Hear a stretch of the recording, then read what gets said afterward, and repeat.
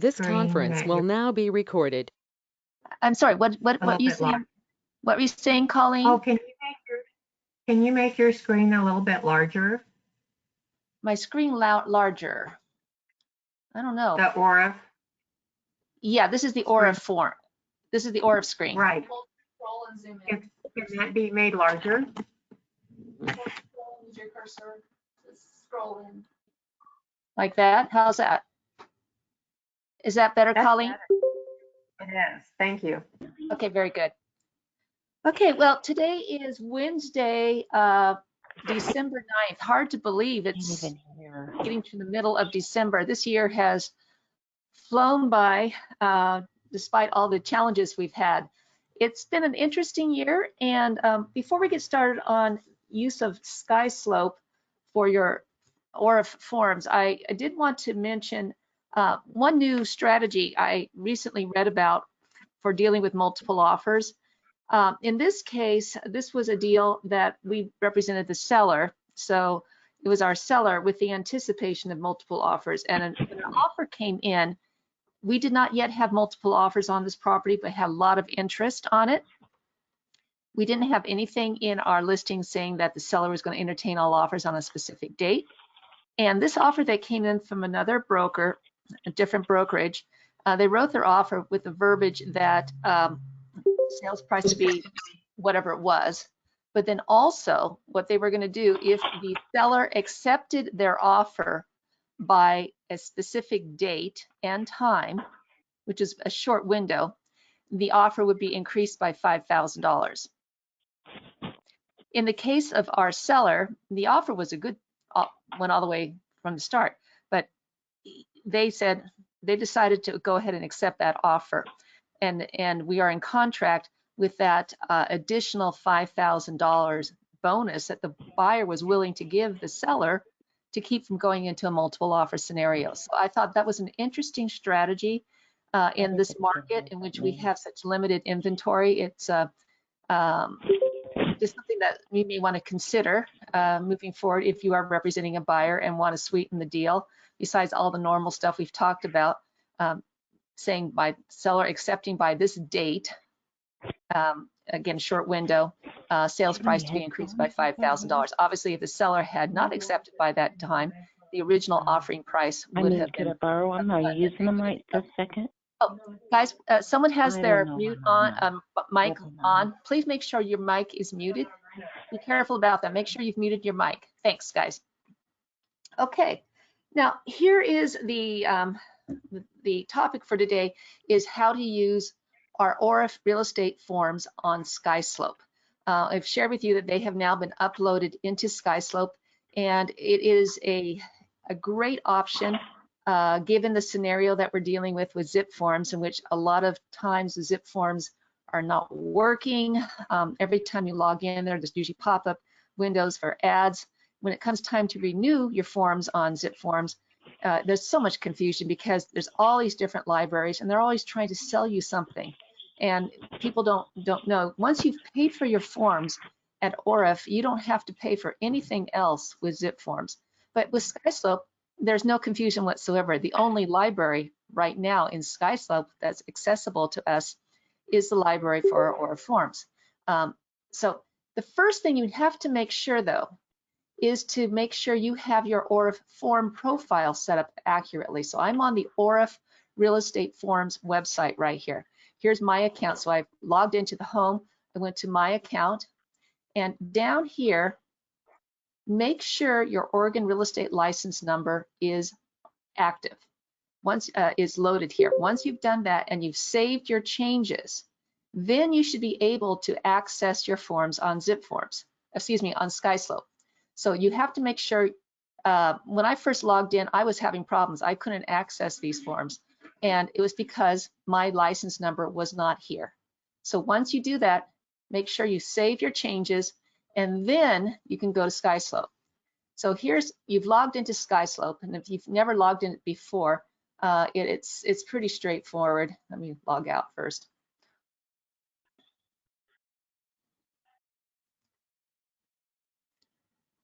So I'm going to log right in right from the start. I have my name and my password. If you've never logged in before, here you put in your username, which is basically your email address. And if you don't have a password yet, you say you forgot your password, then you can hit that button. You will get a temporary password that you can go in and then put it in here, and then you can sign in. So once you're in to Skyslope, I'm on my home page now, and this is what it looks like for everybody. Now, the key here for support, should you need it, is right at the top here. You see the little support button? Click on the support button, and you will get to Skyslope support, which is 24 hours a day, 7 days a week. And the team of people who are in support, you can chat with them, you can call them, different things. They are in Sacramento, so they are here on the West Coast. They speak perfect English. It's easy to talk with them. But if you scroll down on the support page here, you will see here, not where, no, there's tutorials in here on how to do things. Click on this box for browsing all articles, and then you will get the Skyslope tutorials page. The thing that I think is most important for us right now is the Skyslope forms. So I'm going to click on this one that is onboarding for Oregon agents. You will see here that there's a series of articles on all sorts of things, and I've gone through every single one of these multiple times, so I could teach this today. The one thing I did want to do is run this one here for onboarding for Oregon agents.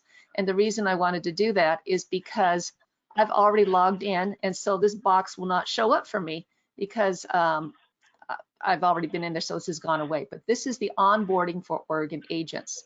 So I'm going to hit this box really quick, load the video. I'm going to talk us through this one because I know sometimes it's difficult to hear a recorded thing from this.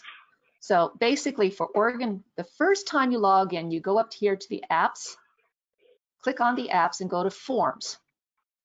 Then you have to log in, put in your state. Scroll down and find Oregon. Click on Oregon, then hit next. This is the form that is available in our area right now, the Oregon Real Estate Forms. You will add that. Then you hit next. And then the last thing you need to do is put your license number. You have to have had your license number already put into the OREF Forms in order for this to work. Then once you submit, then it will tell you here when is the expiration date of your forms access, and then here you go. You're at your first section to be able to create a file. And so that's the first step you need to do in order to make this work. So now I'm going to go back to Skyslope, and now this is live. I'm not using any of the tutorials any longer. I'm going to do what I just said. I'm going to the apps page, apps section right up here. I'm going to hit the forms button, and since I've already logged in before, I've already saved that first step. So now I have access to everything. So I've been playing around with this, doing some fun little things in here. One of the things I would suggest you do is you go to your page, your little name at the top here, go to your user profile and set this up. Put in your information, your name, your first name, your last name, your contact information. Now this is where we have shown that we have access to the area in Oregon. If something happens and you need to add another location, you can have access to a different state. Say you're licensed in multiple states and your brokerage is using Skyslope in California, you could say, I'm going to add another location, and you can put in things like that. And then the association right here, right now, you can see our connected association is Oregon Real Estate Forms. Shortly, we are also going to have access to our listing forms in here. I know Skyslope is already working with CORE and the Oregon Data Share, so they can pull all of our listing forms in here. And over time, we may have additional forms. I've been told we can also set up a library for our company forms. That's in the works, but I don't have that access for that yet. Right now, remember, our company forms, I have there in working docs in Skyslope, but it's going to be really nice to have that as part of a library. So say you need our company referral agreement, we'll have a library for Ben Premier forms, You could be able to just go in here and pull them all up. So anyway, that's a really helpful thing. Anytime you're done with that, anyway, once you're done with this, I would go up here to the files. And here is how easy this is to use. You can say, I want to create a new file. So here I'm going to represent the buyer. I'm going to say, who's my buyer's name? I'm going to say, I'm going to be my own buyer, I guess, in this case. Do I have a property yet?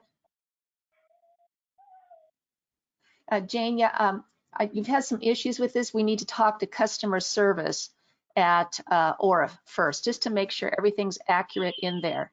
And if it's not working yet in OREF, if it's not everything's set up properly in OREF, then it's not going to work. But if we do have it accurate in OREF, at that point we can contact customer service with Skyslope and they can make this work. They're pretty responsive. So I can also set up a property really nicely. Yeah, do you have a question there? No? Okay. I can import MLS data information. So I'm going to quickly pop in here and pull up a new window. Let's go do it right here and go to Plex and pull up an MLS some MLS, random MLS listing that we're going to go ahead and make an offer on.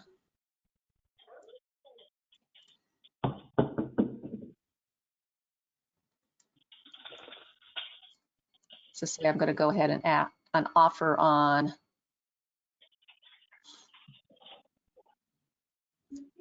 say I'm going to offer on Eric's new listing. So let me go back in here. I just did cut and paste of the MLS data. So it's right here. This is the MLS information number. Here it is. It pulled up accurately. I'm going to import it. So there you go. So I have that property number. How would you like to name your file? You can name it by the address. You can name it by the primary client, or you could also do it by something like this, Miller Purchase. You could add to it. Now, if you have a template, you can apply it at that point. I'm going to go over that in a little bit, but I'm not going to put that in yet. Next, I'm going to say I'm just going to create the property. And so now I've got the thing started, and now here are all my forms, all the OREF forms. It's easy to check, to search by them. Residential real estate agreement. I'm going to add that. I'm going to also add the, let's say the buyer advisor, say the wire advisory, excuse me, the wire fraud advisory. I'm going to add that. So you can see down here, the little pop-up at the bottom, it shows me the forms I've added to here. I could add anything else I feel is important. I could see the disclosed limited agency for buyers. I would need that since, oops, sorry. I would need that because, well, then I just messed up on that. Here we go back here to the file details and my forms that I've put in there so far.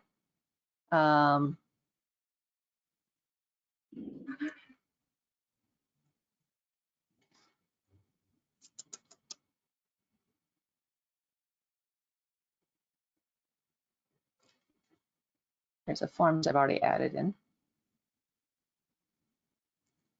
So I've added so far those two forms.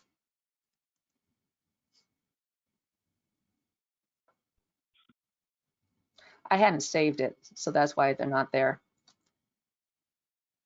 So I'm adding that. Now I'm adding the residential sale agreement here. And now I'm going to add the buyer, excuse me, disclosed limited agency for buyers. So now I've got my three forms that I want. I'm going to go next. And now here's the forms. If I wanted to upload any additional things from my desktop, say I already had a copy of the seller's property disclosure statement that I pulled off as a PDF from MLS. I could just upload it here from my desktop that I already saved. But right now I'm feeling pretty good. I could also apply a template. And again, I'll go over that in just a little bit. But now I've got all 3 forms. So now what I'm going to do, click all of them, and I'm going to now fill and send. So the forms are right here. I can change the order that they're going to pull up by moving this around on the side. So say I want the first one to pull up will be the residential sale agreement. And here's where I would just go ahead and start filling in the form. So you see it automatically filled in Eric's contact information. If I had a template I had already put together, I would have applied a template with my information, but I'll share with that in a little bit. All I have to do now is fill in the blanks. So just like you would normally, so assign it to something, a sale number, and here is this is where I'd have to put in my name, my license number, but this information on Eric pulled over from MLS. So he's representing the seller. So you just click as you would normally with DocuSign. The buyer, I remember I'm buying this property, so it filled me in here. And here's the seller information didn't pull over, so I'm going to have to fill that information in from MLS. But any prices, just like your normal situation when you're filling these things out with DocuSign. So it will start to auto-populate all these other forms as well. So you have the agency, all that information gets pulled in here. And the wire fraud advisory, same sort of information that gets pulled into. So again, I'm the buyer for this property. The next thing you would do is you could prepare it for signature. You can save and exit, or you can now say, I'm going to prepare for signature. At this point, this is when it takes us over to Digisign. So you're creating an envelope, just like you would in DocuSign, you're creating an envelope in Digisign. So here, who is the buyer? Again, I'm the buyer. I'm going to need to sign. Eric Andrews is the seller. He doesn't need to do anything with that yet. I could say I want him to receive a copy, and he should receive a copy after I finish with everything here. So the next thing would be to take me over to Digisign. Now it opens a box up here for Digisign. And here's where the envelopes go.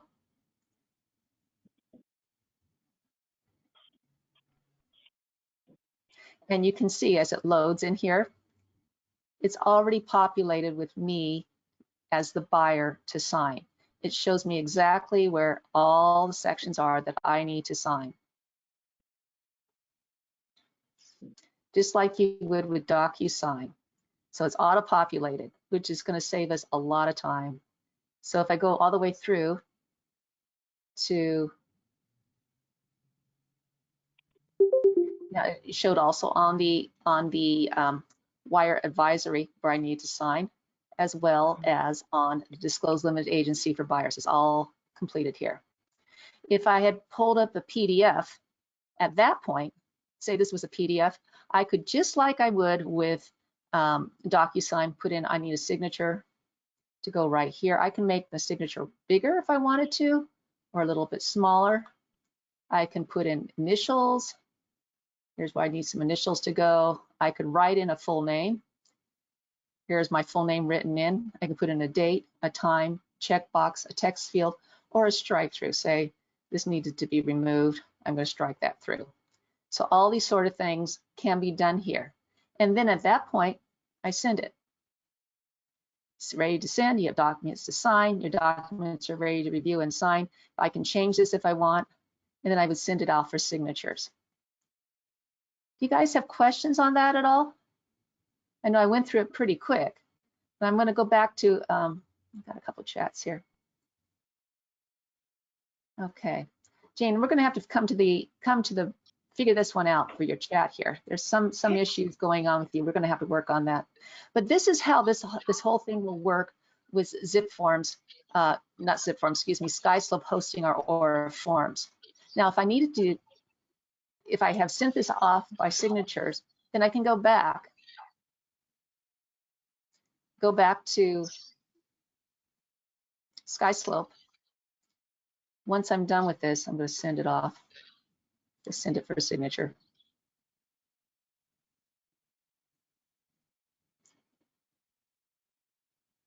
And now what's popped up is my envelope, and it's showing me that it was sent 1 minute ago. I can look at the history of my envelope here. I can rescind the envelope.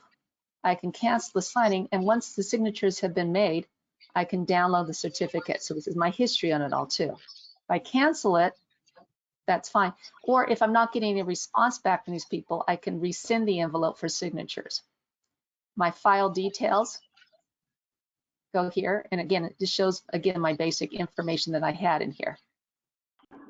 It's my forms. Now I can go back and I can add forms anytime, more stuff. I have my file set up. So now I have this Galveston file set up. I can see that I have 3 forms in here, 1 envelope. I have this Coyote form that I set up the other day, just kind of playing with this a little bit. And I also have this Parkway form. Now, if I wanted to go back to Skyslope, I can use the app up here and switch and go back to Skyslope. Now in Skyslope, I can see managing my transactions in Skyslope. Excuse me.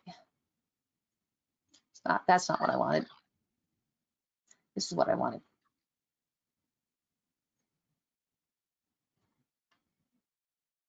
I can start to say, I want to start a new transaction.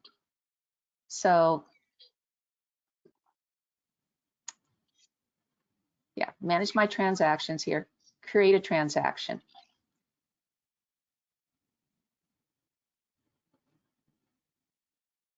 So I can do this how I've done before by an address lookup of it. Now I can go to Skyslope Forms.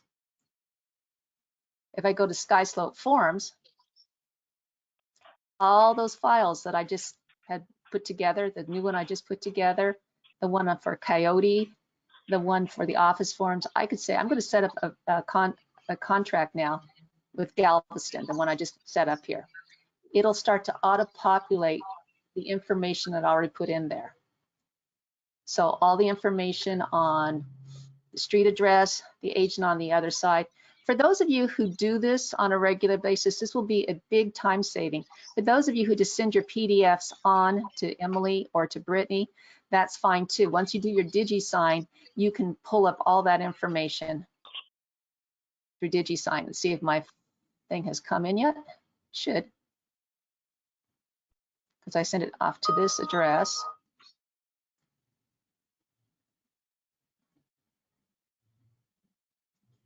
It's not in yet. It'll come.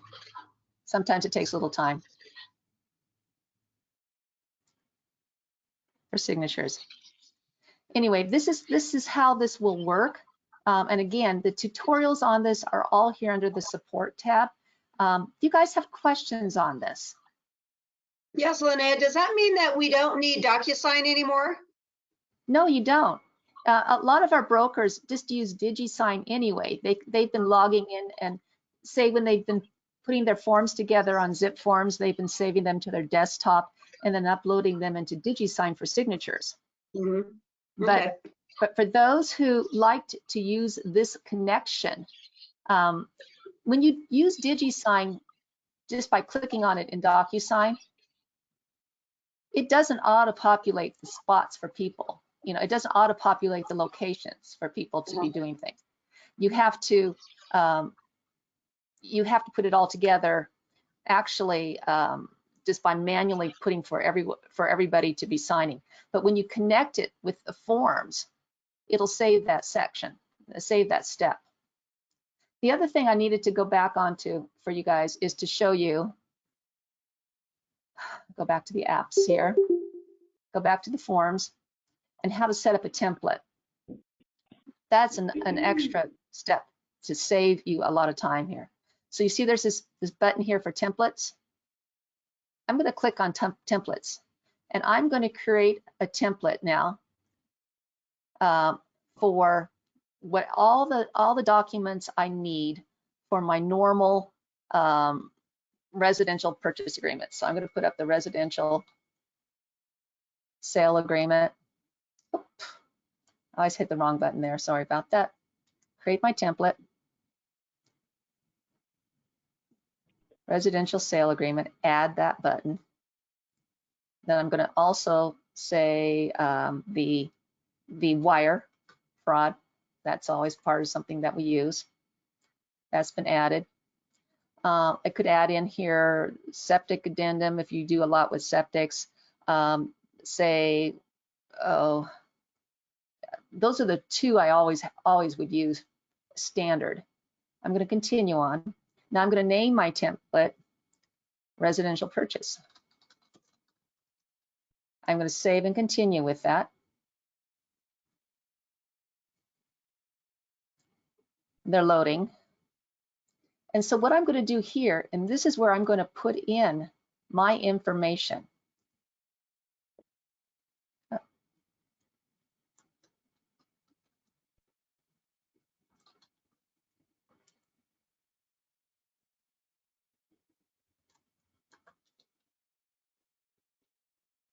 I'm showing my street address, my agent license number, my MLS code, the brokerage name, the brokerage license number, which I don't know off the top of my head, the brokerage code number.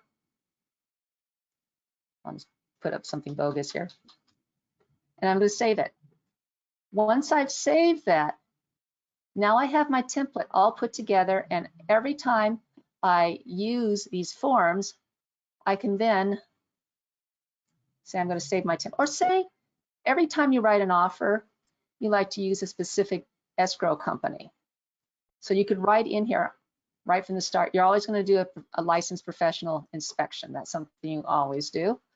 You can always say, I'm always going to use whoever is your favorite escrow officer. You can click some of these boxes. Say you always want to have prorations as of the closing date, things like that. Now I'm going to save my template. Now I have my template. So what I can do anytime I have a file, say I'm doing a new file again, or I'm going to go back over to the Galveston, the Miller purchase file, I'm going to apply my template this time. I'm going to apply it, the residential purchase template, to this transaction. And now my residential sales agreement that's been applied in here, it has all that information as well as the information that we pulled off from MLS right in here. So this is a real time saver. Again, you'll have to fill in the blanks of these other things, but it will save time for you always having to rewrite your name, the name of the brokerage, the company license number, your license number, the address, everything like that. Any questions on that? I know we can save templates like this also in Digisign, but the benefit of using Digisign right now is and the forms on Skyslope is that it's in the event we can't access your zip forms. Here is an option. You can always get your forms on Skyslope. They're always available here anytime you can. If you have problems accessing them, they've had a lot of customer service problems recently. Here's an option. And having them tied in directly to Digisign really is a time saver as well. You guys have questions on this? I went through it fast. I can go through it again slower. If you have anything you wanted me to show you a second time, please let me know. Anyone have questions?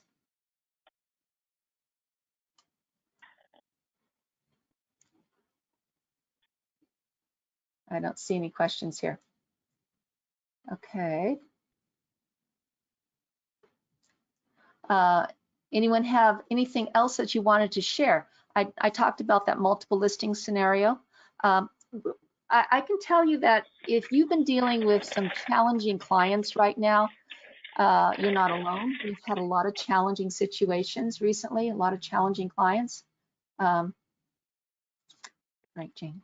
And I don't know if it's the COVID, if it's the time of year or what, but it is definitely challenging to deal with people who are not being rational or not making logical choices or getting themselves into troubles. this is a first for me, and twice in 1 month we've had clients decide to divorce in the middle of a transaction. In one case, we represent the seller. In the other case, we represent the buyer. Buyer representation is easier. They're not performing. They have no out, so it's forfeited earnest money. In the case of the seller, in which the seller, one seller refuses to sign, that's very serious, because we have a buyer ready and willing to purchase and one seller refusing to close. So it is very unusual. I don't know if the divorce is coming up because of the stress of COVID. There's just a lot of things happening right now, but there's a lot of good things happening too. And I'm really excited about our client retention program that Emily and Brittany are helping brokers with. We have 10 brokers who've signed up for that, and they're ready, and they have time on their schedules to help more. So if you guys have any interest at all in getting involved with the client retention program, contact Brittany and Emily. Basically, all that they need from you would be a list of emails, and then they set up a file for you, and they put in all the emails that are going to be going out to your clients 10 to 12 times in a year, so that you're reaching your clients regularly. These emails are branded to you with your contact information. And the way it's set up in Constant Contact, the email that they are receiving, the email is from you.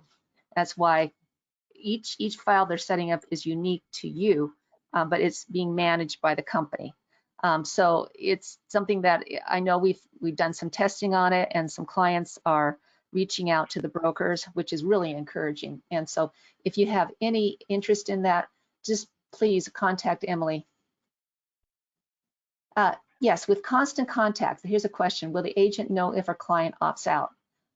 There is the opt-out button that every client who receives these things, because it's a mass email, they can opt out of additional information. Emily, do you know, will our brokers be able to know if the client has opted out? I don't know. Yeah, Emily doesn't know. That's a good question, Diane. I don't know. Obviously, if they opt out of drip marketing, they won't get any more. But if they've opted out, I don't know. We'll have to look into that. But that's a good question. Thank you for that. Any other questions regarding that?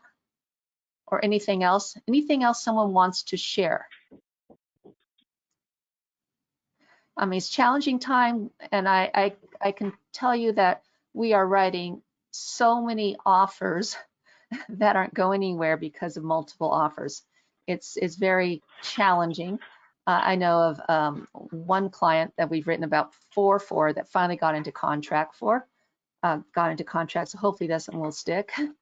When you're working with buyers in this market, we've talked about how to deal with the multiple offer situation. You got to go in with your best offer right from the start and really hope that your strategy will work. If you come back with someone comes back with highest and best, obviously, can they go up any higher? Do they want to stay with it?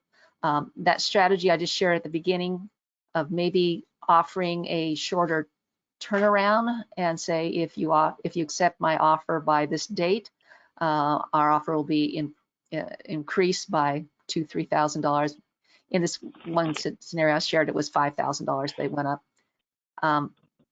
That's a valid option. That was something new I hadn't seen before.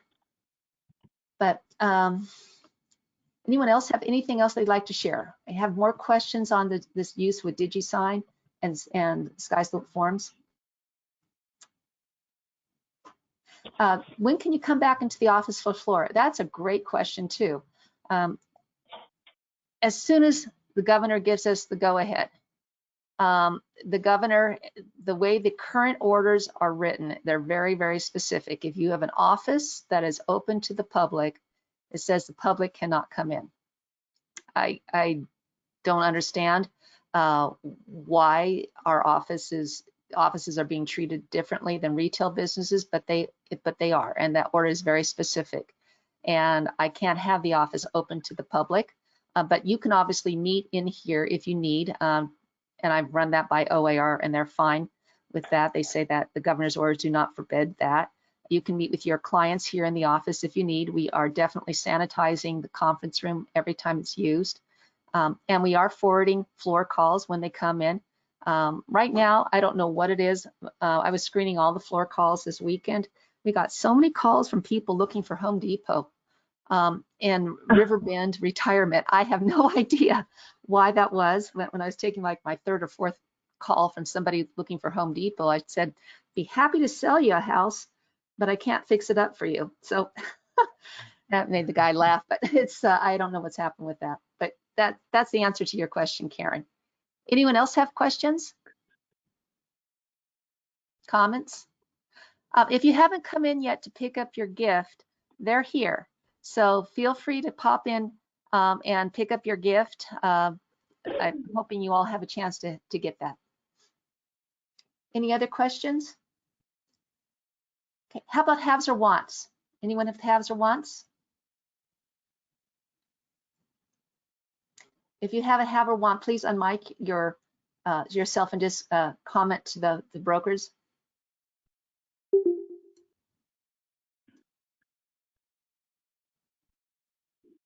Okay, if no one has a have or want, then that's what I have today, guys.